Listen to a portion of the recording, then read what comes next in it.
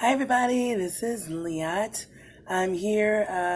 I'm in a hotel. I'm actually my wedding anniversary, and we're just about to go out, but gotta get this video in before I go. So, for this week's question discussion, it says basically, how would you explain to a kindergarten teacher, a first grade teacher, and a principal the importance of continuity? They gave a great example of continuity in the book, and I just wanted to start off with a quote from Dorothy H. Cohen, and she said, "Children aged 4, 5, 6, and 7 are just continuations of themselves." And I thought that was a brilliant way to say it, and they gave a great example to follow and explain that further. They had a scenario where it's the same child, ages 3, 4, 5, and 6, experiencing the same experience, which was going to the zoo at age 3, at age 4, at age 5, and age 6. But it was really fascinating because just as the child grew, so did her responses to the same experience. So although it's the same place that she's going to, with each age, her reaction and responses and activities she did afterward and going back to the classroom varied and grew in her perceptual motor ability, in her language development and vocabulary, in the way she expressed what she saw at the zoo, in her drawing, her painting, the way she built things in blocks. In the beginning, it was very primal. By the time she was 6, she could take things out of cardboard, create a cage, put the animals in it. She can write about it. So it was very fascinating to show same child, same experience, but the development as it grew through age and the skills that grew with it. It's so important because continuity provides consistent parameters, guidelines, and standards in education that help children learn in a natural progression.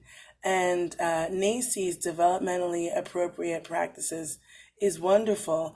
With that, they provide nationally recognized guidelines that help tie education from birth through 8 years old in one continual developmental sequence.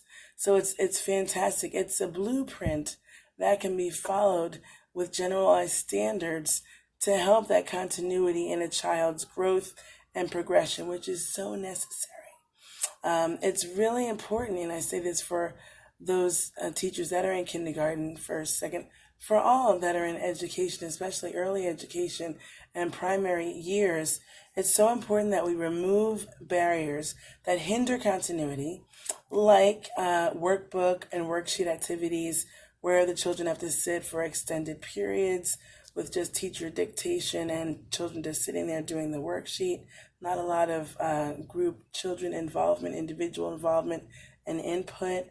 Too many large group instruction. Again, that takes away the individuality, the opportunities for the kids to share their input in not just answering, but also contributing to the activity and the skills and having their say and guiding the lessons. That's so important. Inappropriately trained teachers that are not properly equipped to teach developmentally programs and curriculum, that's huge. If you have a teacher that it doesn't know through standards and guidelines what is developmentally appropriate for that age group, they're not going to be able to provide the best opportunities academically, socially, or emotionally to help those children, let alone help them in a natural progression, because if they're unaware of what the progression should be, then therefore they can't teach appropriately. That's big. And it's important to sustain continuity from pre-K through primary educational years to provide children with the optimal educational experience that will help them develop academically, socially, and emotionally. All right, this is Leotte.